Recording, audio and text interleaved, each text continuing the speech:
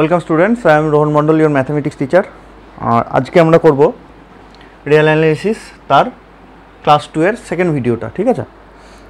তো শুরুই আমরা করছি ডেনুমারেবল সেট, DENUMERABLE। ডেনুমারেবল সেট কাকে বলে? তো খুব ইন্টারেস্টিং জায়গা এটা, ডেনুমারেবল নন ডেনুমারেবল এই জায়গাটা। প্রথমে আমরা দেখি ডেনুমারেবল সেট কাকে বলে। তো ধরো সেট অফ রিয়েল নাম্বার, এর মধ্যে একটা নাম্বার হচ্ছে 1, ঠিক আছে? এইবার আমি যদি বলি যে 1-এর ঠিক পরের সংখ্যাটা কত, তাহলে তোমাদের মনে হবে যে স্যার 1-এর পরের সংখ্যা 1.1। ঠিক তোমাদেরই পাশের এক বন্ধু বলবে, কেন স্যার 1.1 হবে কেন, 1.01, এটা তো 1-এর আরও কাছের সংখ্যা, তাই নয়? কেউ যদি আবার 1.1 বলো, তোমাদের মধ্যে কেউ একজন বলবে, কেন স্যার 1.001 কী ক্ষতি করলো, এটা তো 1-এর আরও কাছের সংখ্যা। আর এটা যদি বলো তাহলে এরও আরও কাছের সংখ্যা হচ্ছে 1.0001, মধ্যেখানে একটা করে জিরো দিলে সে 1-এর আরও কাছে চলে আসছে, যত জিরো দেওয়া তত এর কাছে চলে আসছে। তাহলে এর ঠিক নেক্সট সংখ্যাটা কত আমরা কিন্তু বলতে পারবো না, যে ঠিক 1-এর পরের রিয়েল নাম্বারটা কত সেটা কিন্তু আমরা জানি না। কিন্তু সেট অফ ন্যাচারাল নাম্বারের মধ্যে 1 আছে, তাহলে আমি যদি জিজ্ঞেস করি যে 1-এর ঠিক পরের ন্যাচারাল নাম্বারটা কত, তাহলে কিন্তু আমরা চট করে বলে দেবো 2, কারণ 1-এর পরে ন্যাচারাল নাম্বার হিসাবে 2 থাকে, কিন্তু 1-এর পরে রিয়েল নাম্বার হিসাবে কী থাকে আমরা জানি না। তাহলে আমি এই সেট অফ রিয়েল নাম্বার, এটাকে যদি আমি একটা সংখ্যার ঠিক পরের সংখ্যাটাকেই না বলতে পারি, তাহলে এই সেট অফ রিয়েল নাম্বারে কতগুলো সংখ্যা আছে সেটাকে আমি গুনতে পারবো? সেটা গোনা সম্ভব নয়, কারণ তুমি গুনবে কী করে? ধরো 100টা লোক আছে, তুমি গুনবে কী করে যে এটাকে 1 নম্বর লোক ধরলাম, এটাকে 2 নম্বর, এটা 3 নম্বর, এটা 4 নম্বর, 5, 6 করে এগোবে, নাম্বারিং করতে পারবে মানুষগুলোকে। তাহলে এখানটায় তো তুমি নাম্বারিংই করতে পারছো না। এটা ফার্স্ট সংখ্যা যদি ধরি আমি, এটা ফার্স্ট এলিমেন্ট যদি ধরি, সেকেন্ড এলিমেন্ট কত, সেকেন্ড এলিমেন্ট কিন্তু আমরা জানি না, বলতেই তো পারছি না কোনটা সেকেন্ড এলিমেন্ট। তাহলে সেট অফ রিয়েল নাম্বার কিন্তু নন ডেনুমারেবল, অগণনযোগ্য। আর সেট অফ ন্যাচারাল নাম্বার, এটা কিন্তু আমি নাম্বারিং করতে পারবো, 1 ঠিক তার পরের সংখ্যা 2 ঠিক তার পরের সংখ্যা 3, তাহলে set of natural number is denumerable, ঠিক আছে?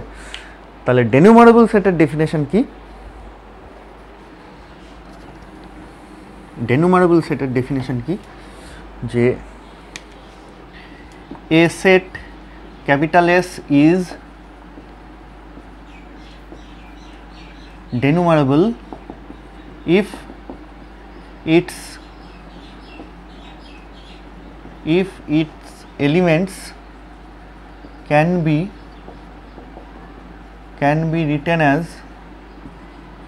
R1, R2, R3, R4 ... যদি কোনো সেটের সংখ্যাগুলোকে এরকম নাম্বারিং করা যায়, যে এটা হচ্ছে আমার প্রথম সংখ্যা, এটা হচ্ছে আমার দ্বিতীয় সংখ্যা, এটা আমার তৃতীয় সংখ্যা, তাহলেই সেটটাকে বলবো ডেনুমারেবল সেট। আর যদি এরকম নাম্বারিং না করা যায় তাহলে ডেনুমারেবল সেট নয়। যেমন আমরা 1-এর পরে রিয়েল নাম্বার কত জানি না, তাহলে 1-কে যদি আমি R1 ধরি ফার্স্ট এলিমেন্ট, সেকেন্ড এলিমেন্ট কত জানি না, সেই জন্য set of real number is non denumerable, ঠিক আছে?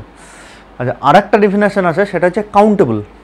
কাউন্টেবল সেট কাকে বলে? ঠিক ওর পরেই ডেফিনেশন, 1.8-এর পরেই কাউন্টেবল আছে, আমার নোটেতে দেখবে তাহলে বুঝতে পারবে। কাউন্টেবল সেট, কাউন্টেবল সেট কাকে বলে?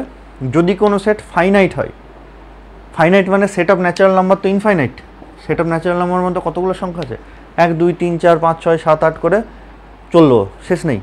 তাহলে সেট অফ ন্যাচারাল নাম্বার কিন্তু ইনফাইনাইট। তো কাউন্টেবল কাকে বলছে? যদি সেটটা আইদার ফাইনাইট হয় বা ডেনুমারেবল হয়, দুটোর মধ্যে যে কোনো একটা হলেই তাকে কাউন্টেবল বলবো।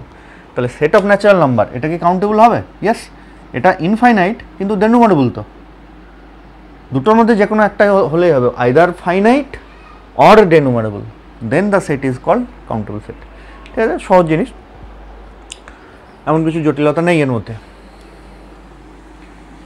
এরপরেই আমরা খুব ইন্টারেস্টিং একটা জিনিস পড়ব, যে থিওরামটা এরকম,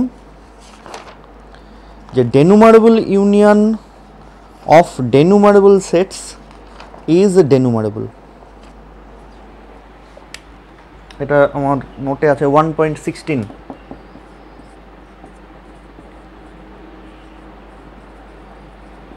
ডেনুমারেবল union of denumerable union of denumerable sets is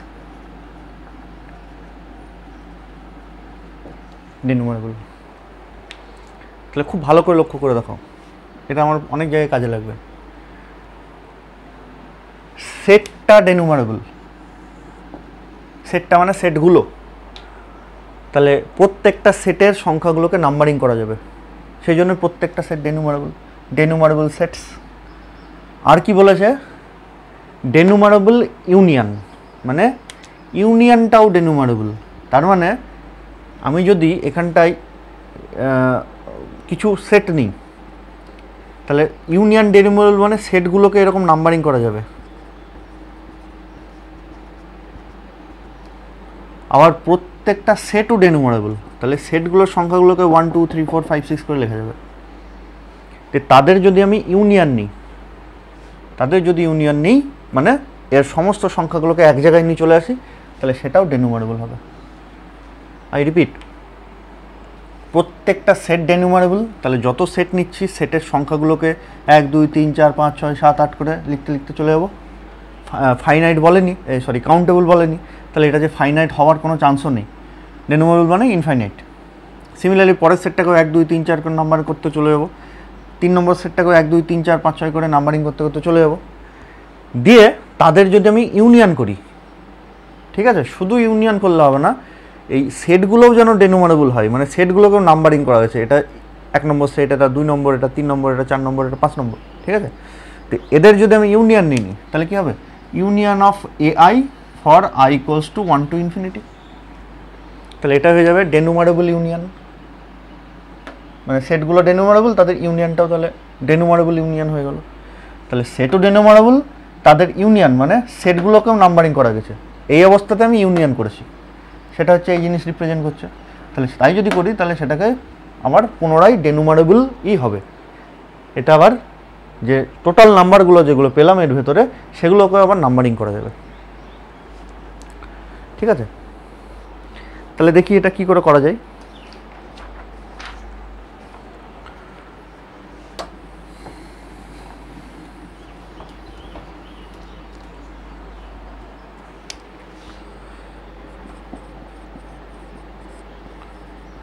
Let us consider the sets A1 A2 A3 ... ঠিক আছে, full stop. Then we have to, আচ্ছা এখানটা লিখি, let us consider denumerable sets.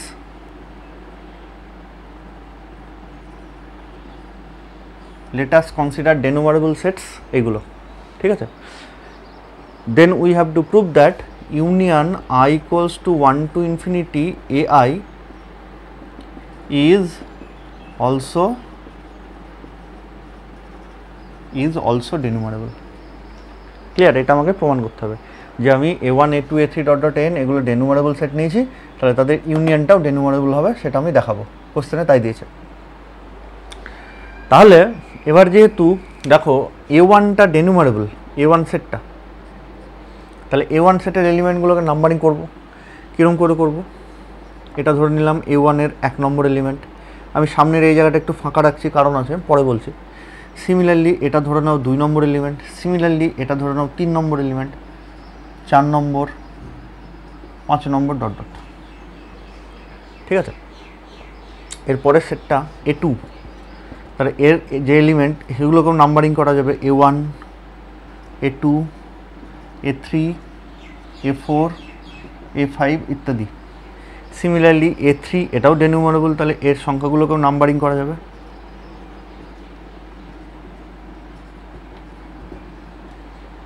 Similarly ওরকম আমরা আরেকটা লিখি, তাহলে আরও ভালো হবে। A4 is equals two A1 A2 A3 A4 A5 ... এরকম করে আরও আছে। তাহলে এবারে দেখো এই A1টা না সবগুলোর মধ্যে ইয়ে চলে এসছে, মানে A1 যদি লিখি সেটা প্রথম সেটের না, মানে এই স্মল A1 যদি লিখি সেটা প্রথম সেটের না, দ্বিতীয় সেটের না, তৃতীয় সেটের, কী করে বুঝবো? তাহলে আর একটা নোটেশন দিয়ে দিই 1 1। A1 সেটের প্রত্যেকটা এলিমেন্টের প্রথমে 1 আছে, তাহলে আমি যেই A110 পাবো, A110 মানে হচ্ছে ফার্স্ট ক্যাপিটাল A1 সেটের 10 নম্বর এলিমেন্ট, ঠিক আছে?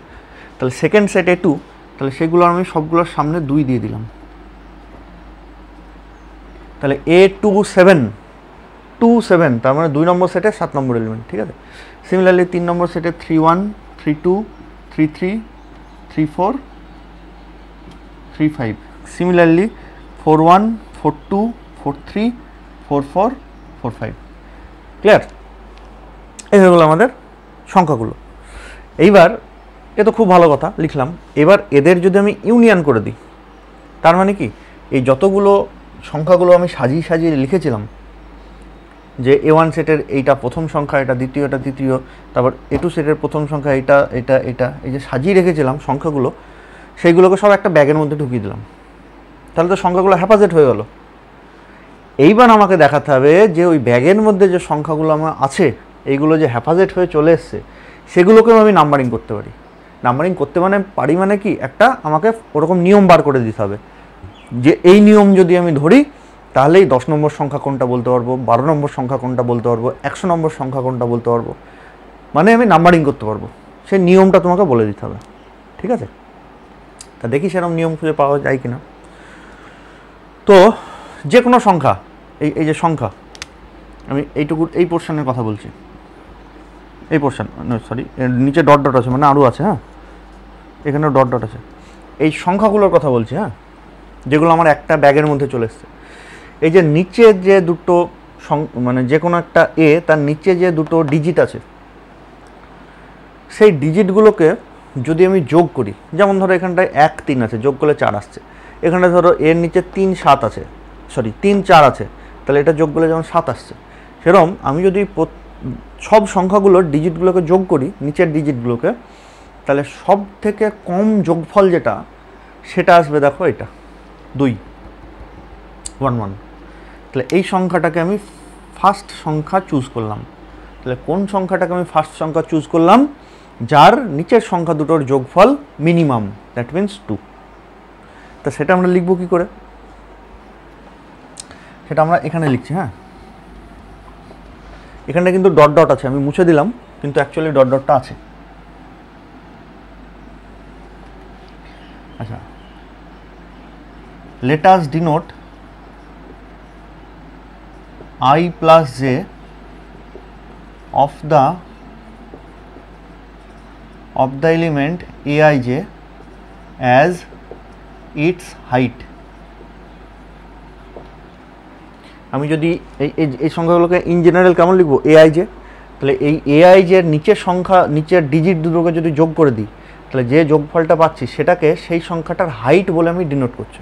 তুমি লেন্থও বলে ডিনোট করতে পারো, তাতে কোনো অসুবিধা নেই। আমি একটা নাম দিলাম যে এই সংখ্যার নিচের ডিজিট দুটো যোগ করলে যেটা পাবো সেটাকে আমরা হাইট বলছি। তাহলে মিনিমাম হাইট কোন সংখ্যাটার ক্ষেত্রে আসবে? A11। তাহলে সেটাই লিখি, let us choose the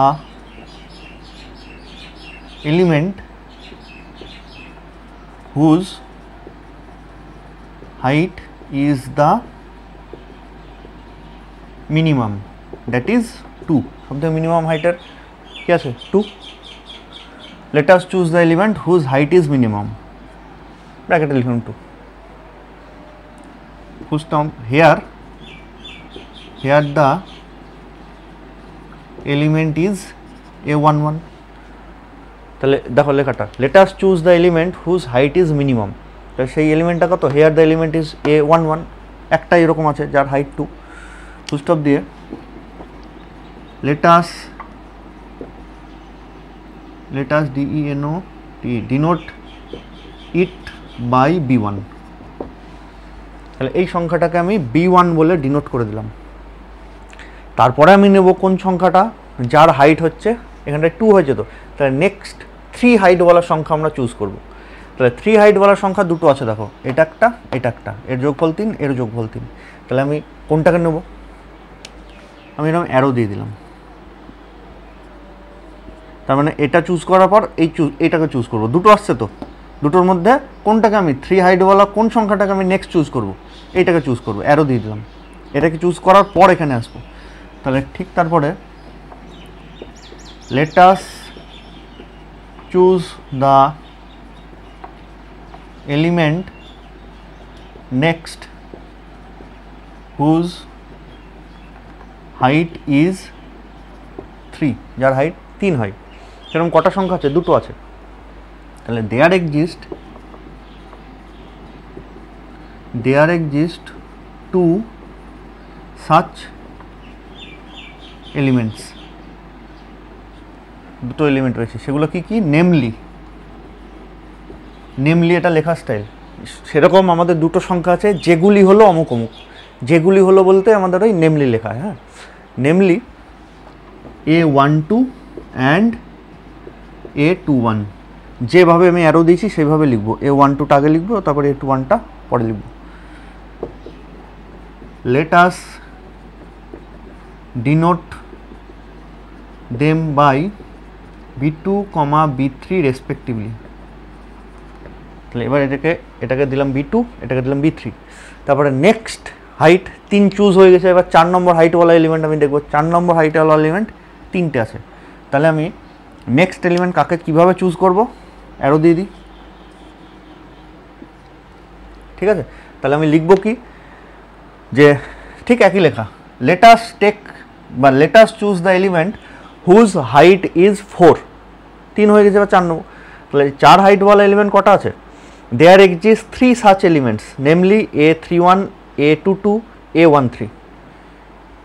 কাকে এবার তাহলে আমি নেক্সট, মানে B3 নাম্বারিং হয়ে গেছে, মানে এটা ধরো B1 নাম্বারিং হয়ে গেছে, এটা B2 হয়ে গেছে, এটা B3 হয়ে গেছে। তাহলে এবার B4 কাকে চুজ করব? B4 কাকে নাম দেবো? এটাকে B4, B5, B6। তাহলে লিখবো ওরকম যে then there exist 3 such elements, namely A31, A22, A13। ঠিক আছে। Let us denote this elements by B4, B5, B6 respectively. আচ্ছা, দে অ্যান্ড সো অন, এইভাবে আমরা করতে থাকবো, অ্যান্ড সো অন। আমি যদি আরও একটু যদি বুঝতে চাও, তাহলে আমি এরপরে লিখবো কি, যে let us choose the elements whose height is 5। There exist 4 such element, A14, A23, A32, A41। দিয়ে আমি নাম্বারিং কীভাবে দেবো, যে এতদূর পর্যন্ত আমরা 4, 5, 6 চলে আসছি। তাহলে এবার একে নাম্বার কী দেবো? 7, 8, 9, 10, B7, B8, B9, B10। তাহলে অ্যারোটা এইভাবে দিয়ে দেবো। তাহলে মানে এখানটায় লিখে সো অন লিখে দেবো, অত তো আর লেখা যাবে না। তাহলে এবার দেখো আমি এরকম নাম্বারিং করে কি লাভটা পেলাম। ঠিক, অতি উত্তম কথা। এটা এইভাবে আমি নাম্বারিং করে দিয়েছি, খুব ভালো। কিন্তু আমার লাভটা কী হলো? লাভটা এটাই হলো যে এই সংখ্যাগুলো যে বস্তার মধ্যে ঢুকে গেছে, তো আর তো কোনো নাম্বারিং নেই। কিন্তু দেখো আমি নাম্বারিং করার একটা ফর্মুলা বের করে দিয়েছি। কীরকম? তুমি যদি বলো যে 10 নম্বর সংখ্যা কোনটা, গুনতে থাকো এইভাবে, 1, 2, 3, 4, 5, 6, 7, 8, 9, 10। এটা হচ্ছে 10 নম্বর সংখ্যা। তুমি যদি বলো যে 12 নম্বর সংখ্যা কোনটা, তাহলে এর নিচে চলে আসবে। তাহলে 10, এটা হচ্ছে 11, এটা হচ্ছে 12। ঠিক আছে। 15 নম্বর সংখ্যা কোনটা? 12 যদি এটা হয়, 12, 13, 14, 15, এটা হবে 15 নম্বর সংখ্যা। যদি বলো যে 4 নম্বর সংখ্যা কোনটা, 1, 2, 3, 4, 4 নম্বর সংখ্যা একটাই এসছে। তাহলে এইভাবে কিন্তু আমি পুরো সেটের এলিমেন্টগুলোকে একসাথে নিয়ে আসার পরেও কিন্তু নাম্বারিং করার, যে 4 নম্বর সংখ্যা কোনটা, 10 নম্বর সংখ্যা কোনটা, সেটা সেই ফর্মুলা কিন্তু আমি তৈরি করে ফেলেছি। তাহলে এইভাবে যদি আমি লিখি যে and so on,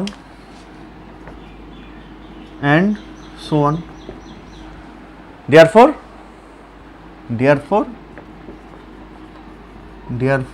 union of I is equals to 1 to infinity ai is denumerable। তাহলে আমার ইউনিয়নগুলো ডেনুমারেবল হলো। কেন ডেনুমারেবল হলো? কারণ আমি নাম্বারিং করবার সিস্টেমটাকে তৈরি করে ফেলেছি, আবিষ্কার করে ফেলেছি।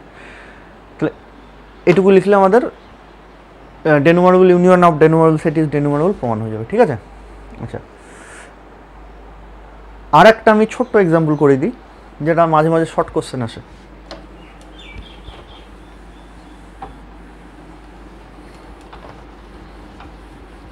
এটা কিন্তু খুব ভালো করে পড়বে, হ্যাঁ। ডেনুমারেবল ইউনিয়ন অফ ডেনুমারেবল সেটস ইজ ডেনুমারেবল, বিভিন্ন জায়গায় কাজে লাগবে। যদি বুঝতে না পারো আবার জিজ্ঞেস করবে, আমি ফার্দার বলার চেষ্টা করব। আচ্ছা, আর ছোট একটা কোশ্চেন যেটা, সেটা হচ্ছে আমাদের নোটের 1.14 সরি 1.14 নয় 1.13, যে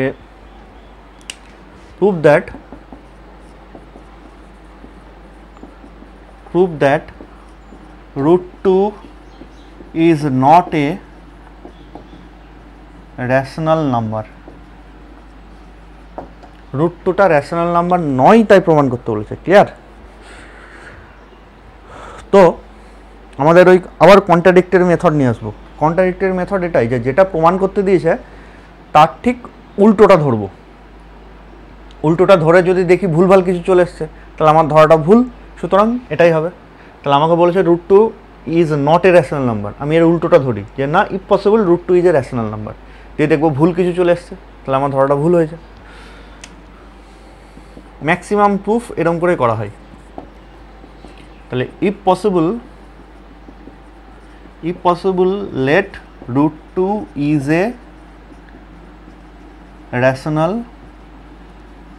নাম্বার, ধরে নিলাম রেশনাল নাম্বার। তাহলে দেন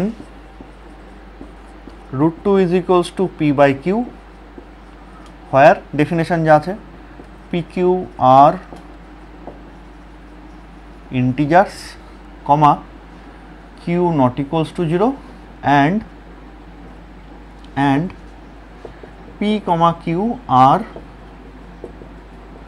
prime to each other. Clear? এবার যদি আমি বোথ সাইডে স্কোয়ার করে দিই, এইদিকে গুণ করে দিই, তাহলে 2q square is equals to P square, square করে গুণ করে দিচ্ছি। তাহলে দেখো এই জায়গাটা কি আসছে, 2 ইন্টু সাম ইন্টিজার। কিউ যদি ইন্টিজার হয় তাহলে কিউ স্কোয়ার ইন্টিজার। তাহলে যে কোনো ইন্টিজারকে তুমি যদি 2 দিয়ে মাল্টিপ্লাই করো, তাহলে সেই গুণফলটা সবসময় ইভেন আসে। যেমন তুমি 3কে 2 দিয়ে গুণ করো 6, ইভেন। আবার 4কে 2 দিয়ে গুণ করো 8, সেটাও ইভেন। মানে আমি এরকম বলতে চাইছি 2কে 3 দিয়ে গুণ করলে ইভেন, 2কে 4 দিয়ে গুণ করলেও 8, ইভেন। তুমি ইভেন সংখ্যাকে 2 দিয়ে গুণ করো, বা সরি অড সংখ্যাকে 2 দিয়ে গুণ করো, বা ইভেন সংখ্যাকে 2 দিয়ে গুণ করো, 2 দিয়ে সংখ্যাকে গুণ করলেই সেটা সবসময় ইভেন সংখ্যা দেবে। ঠিক আছে, এটা মনে রাখবে। অডকে 2 দিয়ে গুণ করলেও ইভেন দেবে, ইভেনকে 2 দিয়ে গুণ করলে তো ইভেন দেবেই। তাহলে এই যে কিউ স্কোয়ার, এটা ইভেন অড আমি জানি নাকি, কিন্তু তার সাথে 2 গুণ আছে, তার মানে গুণফলটা ইভেন, দ্যাট মিন্স পি স্কোয়ারটা ইভেন। তা সেটাই আমরা লিখব। So 2q square is equals to p square, and so we can say that p square is an even integer. তাহলে এখান থেকে আমি বলতে পারি p square টা ইভেন ইন্টিজার। ঠিক আছে, p square যদি ইভেন ইন্টিজার হয়, then we can write p square is equals to sum 2m, যে কোনো ইভেন্ট সংখ্যাকে আমি 2 ইন্টু এম হিসাবে লিখতে পারি। ঠিক আছে, হোয়ার এম ইজ এনি ইন্টিজার। তাহলে যেহেতু এম স্কোয়ার পি স্কোয়ারটা ইভেন হয়ে গেল, যে কোনো ইভেন্ট সংখ্যাকে 2 ইন্টু এম হিসাবে লেখা যায়, যাতে যেখানে এই এমটা ইভেন হলেও হবে, অড হলেও হবে। যে কোনো ইভেন বা অডের সাথে 2 গুণ করলে ইভেন চলে আসে। তাহলে পি স্কোয়ার যেহেতু ইভেন, তাহলে পি স্কোয়ারকে আমরা লিখতে পারি 2m, সেটা আমরা লিখেছি P square equals to m where m is any integer either even or odd. তাই যদি হয়, তাহলে এইটা যদি আমি একটু ভুল লিখলাম, P square is an even integer. তাহলে পি স্কোয়ার যদি ইভেন হয়, তাহলে পিটাকেও ইভেন হতে হয়। কারণ যেমন ধরো ইভেন সংখ্যারই স্কোয়ার ইভেন হয়, অড সংখ্যার স্কোয়ার কিন্তু ইভেন নাও হতো। যেমন 3 একটা অড সংখ্যা, তার যদি স্কোয়ার করি 9, সেটা কিন্তু ইভেন হতে পারলো না। তাহলে অডের স্কোয়ার করলে কিন্তু ইভেন অড যা ইচ্ছা হতে পারে, কিন্তু ইভেনের স্কোয়ার করলেই কেবলমাত্র ইভেন আসে। যেমন ধরো 4 স্কোয়ার করলে 16, 4ও ইভেন 16 ইভেন। তুমি আরও অন্য কিছু 10 ইভেন, তার স্কোয়ার করলে 100, সেটাও ইভেন। তাহলে স্কোয়ার যদি পি স্কোয়ার যদি ইভেন হয় তাহলে পিটাকেও ইভেন হতে হবে, ঠিক আছে? তাহলে this says that P square is an even integer, so P is also even, পিটাও even. let us take p is equals to 2m, পিটাকে আমি 2m ধরে নিলাম, where m is an integer, যেখানে mটা হচ্ছে একটা ইন্টিজার, ইভেন হতে পারে অড হতে পারে। তাহলে এটা যদি আমি এখানে পুট করে দিই তাহলে so 2q square is equals to put করে দিলে 4m square, this imply q square is equals two 2m square. তাহলে এখান থেকে আমি এবার কি বলতে পারবো, কিউ স্কোয়ারটাও দেখো ইভেন চলে আসলো, পি স্কোয়ারটা যেমন ইভেন পেয়েছি কিউ স্কোয়ারটাও ইভেন চলে আসলো। তাহলে hence we can say that Q square is also even, Q স্কোয়ারটা ইভেন। তাহলে কিউ স্কোয়ার ইভেন হলে কিউটাও ইভেন, তাহলে হেন্স কিউ ইজ ইভেন। তাহলে এবার দেখো আমি এতদূর পর্যন্ত কী আসলাম, আমি আবার রিপিট করে দিচ্ছি, আমি যেটা প্রমাণ করতে বলেছি তার উল্টোটা ধরেছি। আমাকে প্রমাণ করতে বলেছে √2 is not a rational number, আমি ধরে নিচ্ছি যে না √2 ইজ এ র্যাশনাল নাম্বার। তাহলে এই ডেফিনেশনটা আমি পাবো। তো এখান থেকে স্কোয়ার কোনাকুনি গুণ করে স্কোয়ার করে দিয়েছি। তাহলে যেহেতু 2 into p square, sorry 2 into q square, তাহলে এই জিনিসটা আমার ইভেন হয়ে গেল। এই জিনিসটা ইভেন হওয়া মানে P square even, P square even মানে পিটাও ইভেন, সেটা লিখেছি এটা। And so we can say that P square is an even integer, so P is also even. গেল? তাহলে যেই পিটা ইভেন হলো যে কোনো ইভেন সংখ্যাকে আমি 2 ইন্টু সাম ইন্টিজার লিখতে পারি। তাহলে P is equals two 2m, যেখানে m ইজ অ্যান ইন্টিজার। এটাই আমি যদি এখানটা পুট করে দিই তাহলে কিউ স্কোয়ার মানে চলে আসলো 2m স্কোয়ার। তাহলে এখান থেকে আমি বলতে পারি কিউ স্কোয়ারটাও ইভেন, কেন? কারণ 2 ইন্টু সাম ইন্টিজার হিসেবে এসছে কিউ স্কোয়ারটা। তাহলে hence we can say that Q square is also even and hence Q is even. তাহলে আমি কি পেলাম, পিও ইভেন কিউও ইভেন। তাহলে যে কোনো দুটো ইভেন সংখ্যা তাদের পিটাও ইভেন হয়ে গেছে, কিউটাও ইভেন হয়ে গেছে। তাহলে যে কোনো দুটো ইভেন সংখ্যা তাদের জিসিডি কত হয়? ফর অ্যান এক্সাম্পল আমি যদি 2 আর 10 নিই, এদের জিসিডি কত? দেখো 2 আসবে। তুমি যে কোনো দুটো ইভেন সংখ্যা নাও, তুমি 10 আর 12 নাও, তাদের জিসিডি 2 আসবে। তুমি 100 আর 200 নাও, তাদের জিসিডি দেখো 100 আর 200 নাও, তাদের জিসিডি দেখো 100 চলে আসবে। মানে আমি বলতে চাইছি 2 আসবে না, মানে 1 আসবে না আর কি। যে কোনো দুটো ইভেন্ট সংখ্যা তাদের যদি আমি জিসিডি নিই 1 আসবে না, কিন্তু 1 ছাড়া অন্য কিছু আসবে। ক্লিয়ার? তার মানে এরা প্রাইম টু ইচ আদার নয়, এরা প্রাইম টু ইচ আদার নয়। জিসিডি 1 ছাড়া অন্য কিছু এসছে মানেই প্রাইম টু ইচ আদার নয়। তাহলে ঠিক এখানটা আমরা লিখবো যে hence Q is even, so p comma q are not prime to each other. এই জায়গাটা জানি না বুঝতে পারলে কিনা, আমি আবার বলে দিচ্ছি। যেহেতু পি কিউ ইভেন, তাহলে ওদের যদি আমি যে কোনো ইভেন দুটো সংখ্যা যদি নিই, তাহলে তাদের যদি আমি জিসিডি বার করি সেটা কিন্তু 1 কখনোই আসবে না, ঠিক আছে? মিনিমাম 2 আসবে, তারপর 10 আসতে পারে, 7 আসতে পারে, 100 আসতে পারে, কিন্তু 1 আসবে না। তাহলে 1 যদি না আসে তাহলে তারা প্রাইম টু ইচ আদার হলো না। তাহলে p Q are not prime to each other, এটা দেখো এই ডেফিনেশনটাকে কন্ট্রাডিক্ট করছে। P Q are prime to each other হওয়ার কথা ছিল র্যাশনাল নাম্বার বলে, কিন্তু প্রাইম টু ইচ আদার হলো না, ঠিক আছে? তাহলে which is a contradiction, which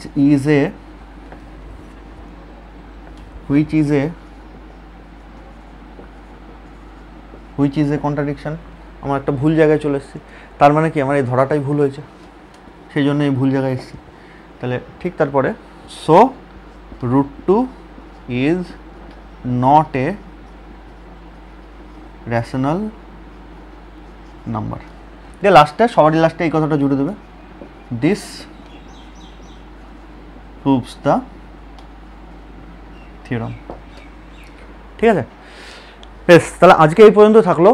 আজকে আমরা পড়লাম র্যাশনাল নাম্বারের দুটো প্রপার্টি এর আগের ভিডিওটাই, যে ডেন্সিটি প্রপার্টি আর আর্কিমিডিয়ান প্রপার্টি। আর্কিমিডিয়ান প্রপার্টি কিন্তু আমাদের স্টেটমেন্ট মনে রাখতে হবে, স্টেট অ্যান্ড প্রুফ যদি দেয়। আর লাস্ট এই এখনকার ভিডিওতে বললাম যে denumerable union of denumerable set is denumerable, আর √2 is not a rational number. যেটা পড়লাম সবগুলো কিন্তু আসার মতন, পরীক্ষায় আসে এগুলো, হ্যাঁ। সুতরাং যদি বুঝতে না পারো আমাকে কিন্তু জিজ্ঞেস করবে, মেসেজ করবে বা কিছু করবে, এটা আমার হোয়াটসঅ্যাপ নাম্বার। বেশ থাকলো।